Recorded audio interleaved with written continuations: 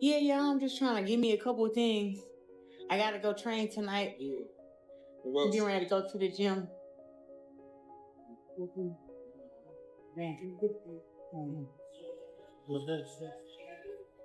Getting ready to fight this weekend on Saturday. Make sure y'all there. Excuse me, dog. I'm so sorry. Keep going. It's just got to be off the tripod. Keep going and let's try to find anything off the tripod.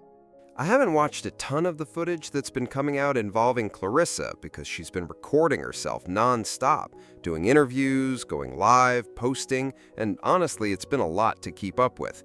So I really haven't been following every single clip, but I did catch one where she was at the mall and security told her she couldn't use a tripod because filming with one wasn't allowed. She immediately seemed irritated by that. But before we get into that footage, there was another moment where she was sitting inside a store, apparently on live, reading through the comments and getting heated about what people were saying. I'm assuming someone brought up the fact that she had security with her, because Clarissa is always making it sound like she can go anywhere and do whatever she wants, so naturally, people are going to question that when they see something different happening in real life. And that's where the trolling comes in, because people know the things she says publicly, so when they see something that appears to contradict those statements, they're going to call her out on it. I think that's what really set her off, because she started getting defensive about the whole situation. So let's take a look at the clip, because honestly, I'm not even going to put words in her mouth here. Let's hear exactly what she had to say first. Who the fuck told you that? Just because you ain't got no man or no woman who care about you to make sure that you got security don't mean you should be coming at me. I'm a motherfucking A-list celebrity. I'm a superstar. Of course I have security. You're not gonna catch me out here walking by myself and it's my fight week, girl, no. Or boy or girl, whoever the fuck you is, no. But I always was told that if you big and bad, you big and bad. So whether I got security or not, you gonna do your big one. Huh? I don't know what you're talking about. But I don't mind having security. I heard you gotta protect the money. Protect the champ. Fighting for millions of dollars come this weekend. Why the hell would I be out here with no security when they got people who will try to rob and shoot somebody over $10? You sound crazy as hell. Yeah, I got security. You're not gonna make me feel bad about that? You stupid? Please. Floyd got security and he got billions. And he can fight. What you talking about? That don't make sense. So, it is a blessing to be, it's a blessing to be protected. Nah, Clarissa's money.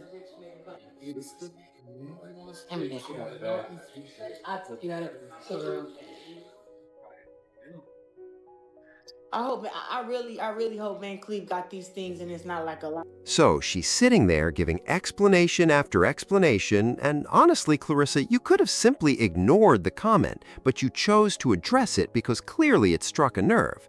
That seems to be the pattern with her. When somebody asks a question that she finds disrespectful or feels is meant to embarrass her, she immediately reacts like they're trying to play with her. The person was questioning the security because of the way Clarissa presents herself online, acting like she doesn't need protection and that anybody who approaches her is going to have a problem. She constantly talks as if nobody can beat her, nobody can intimidate her, and she's ready for anyone who wants to step up. So, when viewers see her surrounded by security, somebody is naturally going to ask about the difference between what she says and what they're seeing. That's where the trolling comes in, because people remember what you say, and when your actions appear different, they're gonna point it out. But then Clarissa referring to herself as an A-list celebrity really caught my attention, because that sounds like a pretty inflated view of where she currently stands. She seems to be an A-list celebrity in her own mind, because that's the way she described herself. Then she brought up Floyd and pointed out that he has security too, apparently using that as proof that having guards doesn't mean anything. Okay, we understand that Floyd is also a professional boxer, and obviously he's more than capable of defending himself if something happens. But you don't constantly hear him walking around saying, "I'll beat up anybody who approaches me if they say something." That's the distinction here, Clarissa, because you're the one who repeatedly tells people you're unbeatable and that nobody can take you down. You present yourself as someone who isn't afraid of anybody and practically dares people to approach you, confront you, or say something to your face. So now that you have security with you, and I strongly suspect this may have been Papoose' idea because it looks like he's heavily involved in managing things around this fight, especially with all the talk about filling seats, we have to look at what's actually happening. Because as of 6 p.m., this is what the ticket map reportedly looked like, and a lot of those sections that were previously grayed out were now completely open. And remember, this was Thursday night, meaning there were still plenty of seats showing as available. There were still a lot of tickets sitting there waiting to be sold. Now, does that look like what you would normally expect from an A-list celebrity? It's hard to argue that it does. If someone truly has undeniable A-list demand, you would expect a major venue to move those tickets much faster, especially when the event is only a couple of days away. You would expect people to be rushing to get in before everything disappears. That's why I don't think calling yourself an A-list celebrity automatically makes it reality, and the ticket situation certainly raises questions about that claim. This doesn't exactly scream A-list status, Clarissa. And now you're walking around the mall with a couple of security guards, which again, I believe could have been Papoose' idea, because he knows exactly how much you say online and how confrontational your public image can be. He knows the things you say, he knows how you present yourself, and maybe he understands that having security around you makes sense. If it were completely up to Clarissa, perhaps she wouldn't even think she needed them, but then you hear the explanation she gives for why they're there. Her argument is basically that people are crazy and someone could run up on her over something as small as $10. And I'm sitting there thinking, what exactly are you talking about when you're inside a mall? If somebody approaches you asking for $10, you've spent all this time telling everybody you can handle anybody who comes your way, right? But now the explanation becomes, I have a fight coming up, so I need security. And that's where the whole thing starts sounding contradictory. Either way, you didn't have to respond to that question in the first place. You responded because the comment clearly bothered you, and the person touched on something that exposed what they saw as a contradiction between your words and your current situation. You're the one who constantly gives the impression that security isn't necessary and that nobody should be able to intimidate you. That's the image you've created, and that's exactly why somebody asked the question in the first place. Now, let's get into the other clip where she's told that she can't use the tripod because this part gets even more interesting. Look at what the person speaking to her says, because whoever approached her appears to be someone working at the mall, possibly security or another employee. Let's take a look at exactly what happened. Yeah, y'all, I'm just trying to give me a couple of things. I gotta go train tonight. I'm getting ready to go to the gym.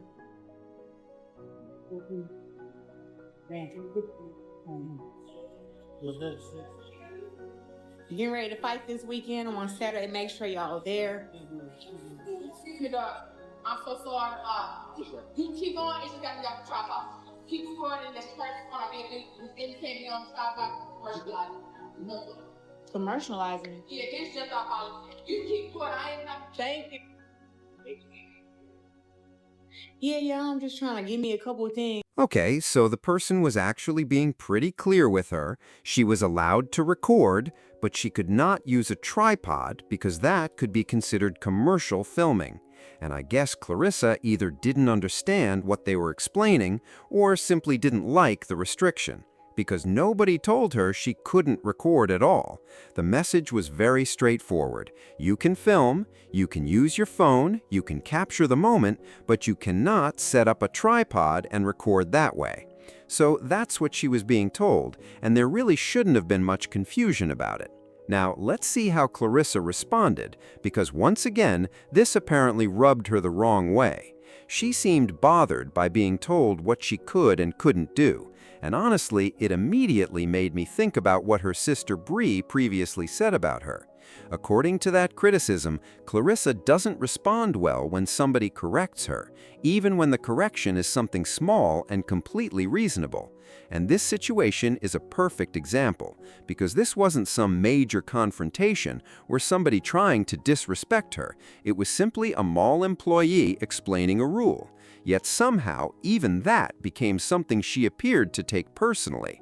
But hey, This is the supposed A-list celebrity, right? So let's see exactly how she reacted when she was told she couldn't use that tripod. I'll tell you what, down here in Atlanta, everybody want to be fucking top flight security. Everybody want to be the manager. Everybody want to have some type of like power trip and control. Like we dealt with it the other day while we was in front of State Farm doing a video. Somebody like, oh, you can record this way. You like, girl, you know damn well if everybody's standing on one side and I'm over here, we're not recording your direction. But she was like, oh, I was just saying if y'all was, it was like, we're not recording your way.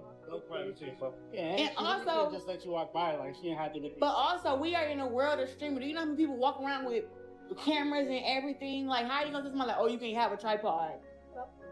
Like, what are you talking about? Ridiculous. No, it be power tripping. That's all it is. Same thing at the hotel. It's like it's Atlanta though. They be power tripping. I don't know what's wrong. Like, bro, everybody can't be the boss, bro. No, we gotta have some workers. Somebody gotta just let it go. Like, yeah, just chill. Like, all right, cool, let it go. She had to say something. She just wanted to be known. Like what's the difference between having my phone and holding it and a tripod? What's the difference? Mechanical issues. You know what I mean? It don't make sense. No, listen, again, I wouldn't be doing my job. I wish somebody would tell me put it away. Come make me put it away. Oh, Jesus, no. Come make me put it away. Tripod. Y'all some troublemakers. I just been trying to ignore. She sat there asking the person she was speaking with, what's the difference, even though the answer had literally just been given to her. Using a tripod changes the situation because it can be considered commercial filming, while simply recording with your phone is allowed. The employee explained the distinction, yet Clarissa still acted as though she had been given some complicated answer that made no sense. And then the person behind her appeared to be co-signing and agreeing with her, which is exactly what people mean when they talk about having yes men around you who reinforce your frustration instead of simply saying, hey, it's not that serious, just let it go. Instead of listening to what the employee actually meant and moving on, the situation kept getting dragged out. Then Clarissa started talking about how everybody wants to be the boss and everybody wants to be in control. And I'm sitting here thinking, what are you talking about? You're inside a mall, and the mall has rules that everybody is expected to follow. You don't get special treatment just because you're a public figure or because you believe you're an A-list celebrity.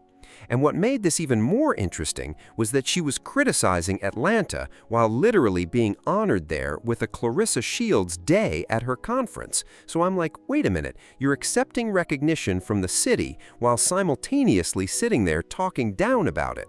And this isn't even the first time she has had something negative to say about Atlanta, yet they still turn around and honor her.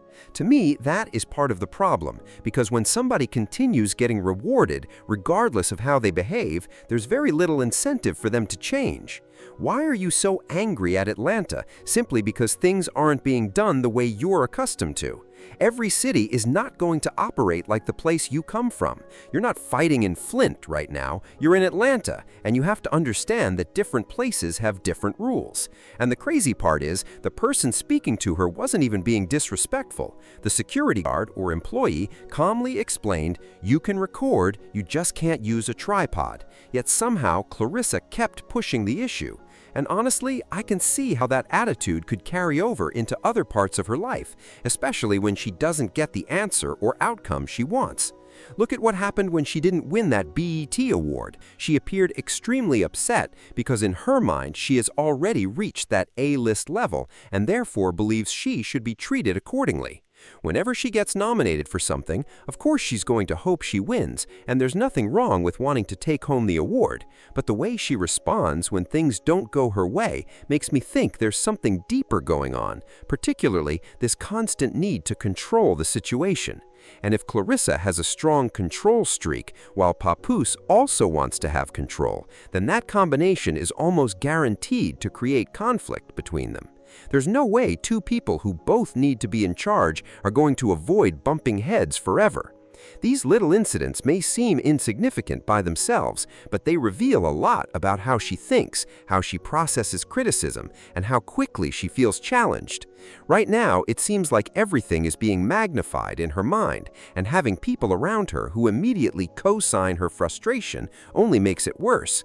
When someone around you is constantly hyping you up and turning every minor inconvenience into a major issue, that's not really helping you. Somebody should be able to tell her, relax, it's not that serious. At least you can still record, so what's the problem? You're not even shopping, you don't appear to be carrying bags, and you're not actually buying anything. So what exactly are you trying to capture with this tripod?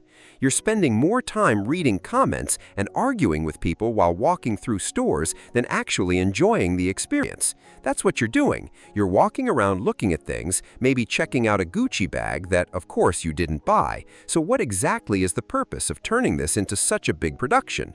Do you really believe people are going to tune in like you're some major streamer just to watch this kind of behavior, especially when every live seems to turn into you getting offended, arguing, and becoming angry because somebody asked a simple question like, "Why do you have security?" At this point, I just don't see her changing anytime soon, and honestly, that may be the biggest problem of all. I don't see her stepping back, taking accountability, changing her attitude, or realizing that sometimes she is the one escalating situations that could have ended in seconds. Until that changes, I don't see her behavior changing either.